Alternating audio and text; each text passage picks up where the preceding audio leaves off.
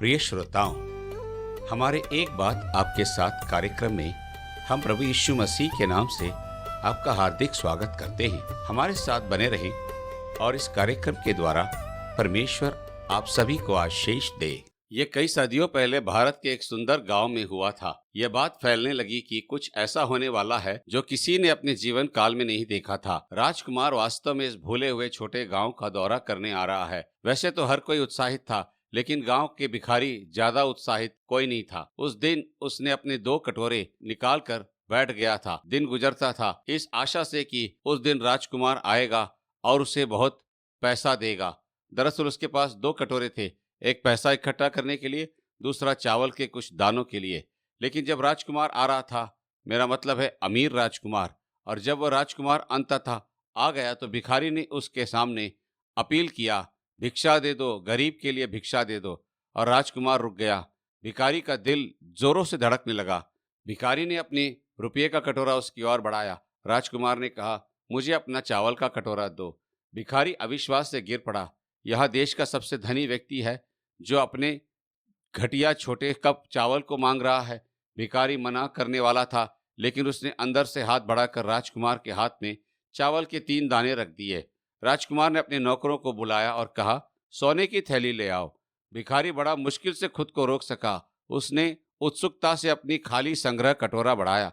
राजकुमार ने अपने थैले में हाथ डाला और भिखारी के कटोरे में सोने के 3 दाने डाल दिए, और फिर वह चला गया, कभी वापस नहीं लौटा। लेकिन इस भिखारी को जीवन भर पश्चाताप हुआ कि शायद मैंने उसे पूरा चावल का कटोरा दे दिया होता तो क्या होता। मैं रॉन हचक्राफ्ट हूँ और मैं आज आपसे यीशु मसीह को खोने के समय आप क्या खोते हैं के बारे में बात करना चाहता हूँ।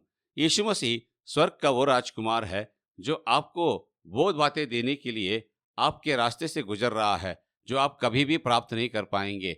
पापों की क्षमा, नई शुरुआत और वो शांति जो पूरे जीवन काल में आपके साथ रहेगी, स्वर्ग में उसके साथ अनंत काल का जीवन। वह आपको आत्मिक रूप से समृद्ध बनाना चाहता है। वास्तव में यह उसके लिए बहुत महंगा था कि वह आपको वह स्वर्ग दे जिसके आप पात्र नहीं हैं, न कि उस मौत की सजा जिसके आप पात्र हैं। परमेश्वर के वचन से आज हमारे वचन में परमेश्वर ने हमें बचाने के लिए यीशु मसीह के द्वारा किए गए अवर्णनीय बलिदान का वर्णन किया है। 2 कुरिन्थियों 8वां अध्याय 9 पद।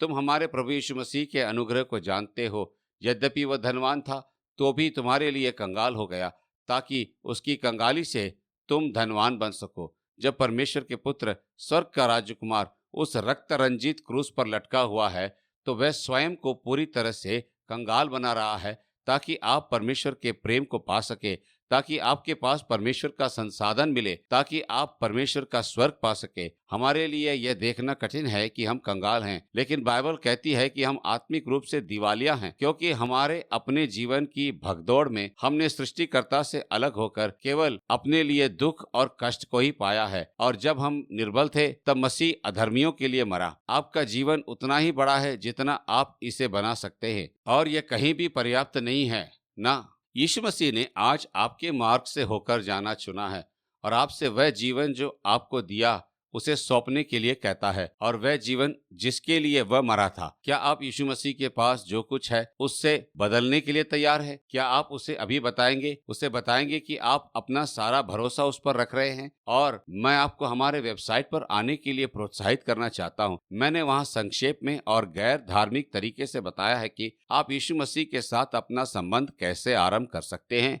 और निश्चय जान सकते हैं कि आपने ऐसा किया है। वेबसाइट का नाम है anewstory.com। कृपया अपने छोटे से चावल के कप को पकड़े न रहें। यीशु मसीह के सोने के थैली को खोने की शाश्वत गलती न करें।